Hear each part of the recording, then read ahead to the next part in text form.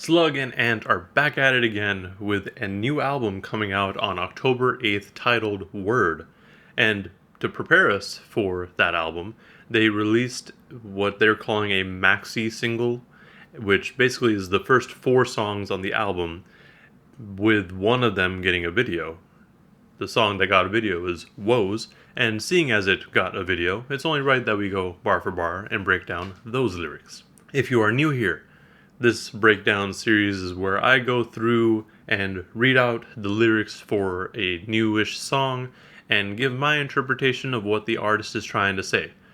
Oftentimes it's not really what they're going at, but it's all part of the fun.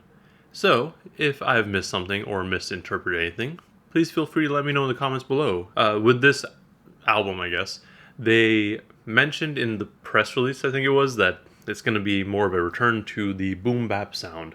But with this song, I don't know that that's necessarily the case. That may be with the other 3 songs that they've released already and the rest of the album, but we'll see. So, the song starts off with Slug's first verse. She said that I'm a textbook narcissist.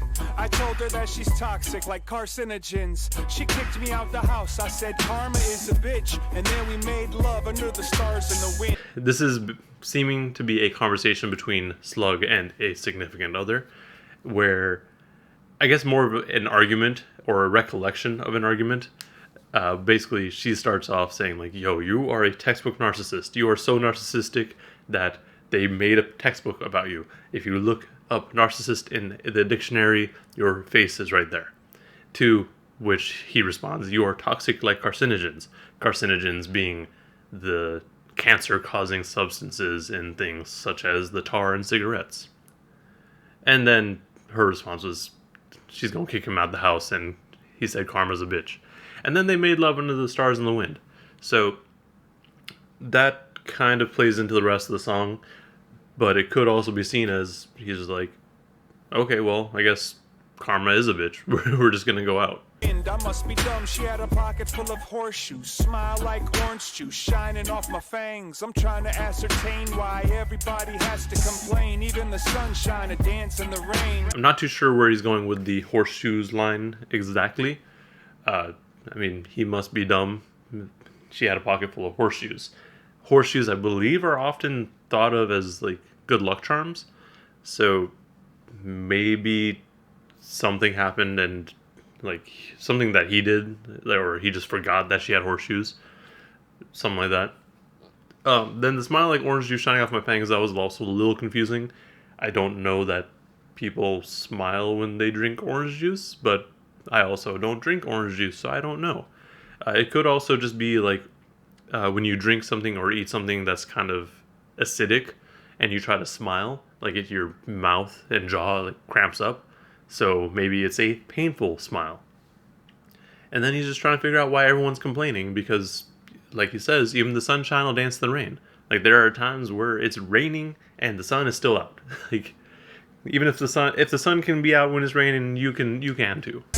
You can produce and direct your critique. My skin's thick with 3 C's that seem to get thicker every week. Feel free to express your speech. We squeeze diamonds from the pressure as a stress release. This bit could be thought of as him talking to, I guess, critics or reviewers. Because, I mean, he's been in the game for like 30-ish years or so. So he definitely does have a thick skin to the point where there's 3 C's. But also it could be in this relationship sort of discussion that he's having. Like, he can handle whatever this other person is throwing at him. And it could be that they've just been in a relationship for a while too, and he's just kind of like, yeah, I know. Like, this is kind of just how it goes. Like, we have these arguments every so often. And he's like, yeah, just express your speech. Like, you're free to do so. And then the squeeze diamonds from pressure line, I feel like it's overdone a lot, but here it's a little bit different. Like, they're squeezing it from the pressure as a stress release. So, like you're squeezing like a stress ball or something, or like you have your fist so clenched that you're creating diamonds. And this goes into the next bit, which makes it less of a like overused line, I feel, because everyone's like, "Oh, I came from the struggle, this pressure built diamonds," sort of thing. Like, no, it's not that. He goes on. If you can flex that strength, then you know how it goes. We show up for each other and try to hold each other close. Both of us supposed to keep it under control. You can't love another life without a couple of woes. He's basically saying, like, if you can flex that strength, the strength to basically bear the pressure and create diamonds out of whatever issues you're going through, then you just know how things go. Like, this is a thing that happens in many relationships, it sounds like. Like, you keep working on it. And then he kind of keeps going on. He's like, we show up for each other and try to hold each other close. Which is, again, something you should be doing in relationships. Like, I mean, in my mind at least, too. And both of us are supposed to keep it under control, like, just keep everything held together, I guess. That makes it sound really negative. But him saying you can't love another life without a couple of woes makes sense, because even if it's not a romantic relationship, like, you have to, like, there's going to be some sort of woes that happen. Like, something that comes up, something negative that happens that you kind of got to work through. This then goes in the chorus. I know you got a couple of those. I know you got a couple of woes. Yeah, I know you got a couple of those. I'm like, whoa. Not a whole lot to say there. It's just kind of like, everyone has some woes. That sort of thing. This then goes into the second verse. Somebody better call an ambulance. I'd have to be sick to think we'd ever need another jam like this. And at the least, please reach out to my management. Tell them I forgot to leave the seat down in the can again. So he starts off saying, somebody call an ambulance, because he wrote another song like this. Like, he must be sick to think that he would need to make another song like this. Like, that's kind of weird, right? But also, it's something that he does pretty well, so I don't blame him. And then he's saying reach out to my management, which, I mean, at first you could think of as his management for work, but it's likely his significant other. And to tell him I forgot to leave the seat down on the toilet again. Which is a very stereotypical argument in a lot of relationships. They're like, "Oh man, I can't believe you left the toilet seat down again. What's wrong with you?" Like, that sort of thing. Like, men tend to forget that pretty often. So, it's kind of funny, but it's also really stereotypical. Which he kind of addresses with the next line.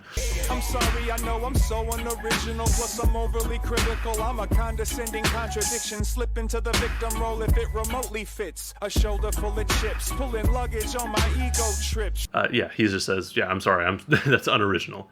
But then he's just kind of going into, I guess, self-degradation a little bit, or self-depreciation. I don't remember the correct term. But he's like, I'm overly critical and I'm a condescending contradiction.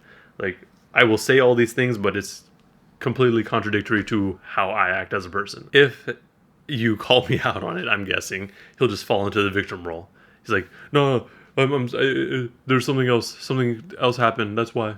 Apparently, I'm inherently chewing on my foot. Put a judge on the cover of my book. Dad shorts in the streets, dad snores in the sheets with an orchestra of noise from the core of my sleep. I don't know where he's going with the chewing on his foot line, but the judge on the cover of his book is a play on don't judge a book by its cover. So he's just like, no, just put a judge on it right away. We'll get all the judgment out right from the get-go. And then dad shorts in the streets, dad snores in the sheets. Slug is getting older, and I like this whole dad rap route that he's going into. I know it's not for everyone, but I enjoy it. I think it's fun. But maybe that's just because I'm getting older too. And then the orchestra noise is just him snoring. Please, baby, keep me in your thoughts. I know it's gotta be almost impossible for you to water all the flowers in my pot. I put the sour in the sauce and act like it's not my fault. It's just the product of my flaws. So basically he's saying here, keep me in your thoughts even if something's happening. But then he's also kind of apologizing. He's like, it must be impossible for you to basically like water all the flowers in my pot, and because I'm just souring things. Like, he's really just like, you are fixing all my flaws and all the things that I mess up, and I'm sorry you have to do that. But And then he's like, I try to act like it's not my fault and it's just a product of my flaws. Like, this is just how I am. Which some people fall back on pretty often and they refuse to change. They're like, oh no, this is just how I am. And I can't do anything about it. Which is also something that he addresses later on. You ever had a pulse, then you know how it goes. We show up for each other and try to hold each other close. I ain't above it, it's a struggle to grow. You can't love another life without a couple of woes. So those last 4 bars are very similar to the last 4 bars of the first verse, but he addresses the whole like refusing to change, or oh, I can't change, this is just how I am thing, with the struggle to grow thing.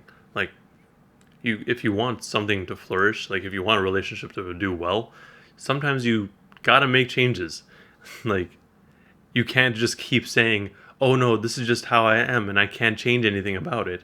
Like, you have to make some effort to change or try to be helpful, I guess. Then the chorus comes back in and that's the song. Overall, I think I like it. I'm gonna have to give it a few more listens before I fully form an opinion. I know I mentioned at the beginning that this was supposed to be, like, this album at least is more of a return to their boom bap sound, but this is not quite that. There might be more of that sound on the rest of the album, but personally I'm gonna try not to listen to side A just because that's the first 4 songs of the album and that's a decent chunk of the album. So we'll see. Also, with this production, it's a little bit weird in my mind because the album's supposed to come out in October and this is kind of a summery vibe, so I don't know how well it's going to flow in context of the album, but we'll have to wait and see. But yeah, I'm excited nonetheless. There is another track that I'm really excited for, titled Barcade, I believe it was, with A$AP Rock and MF Doom. So even if that doesn't come out as a single, I'm going to be doing a breakdown for it because I know it's just going to be dense and just a fun track to do a breakdown for. Yeah, as far as this track goes, I think it's solid. I definitely like it in terms of the lyrics, but the beat still is something that I might have to listen to a few more times to really get into. But with that said, let me know in the comments below if I missed anything or misinterpreted anything, because like I mentioned, I could be entirely wrong and he's talking about something else entirely. Also, like and subscribe if you want to see more breakdowns and content like this. Thank you for watching, and please stay safe out there.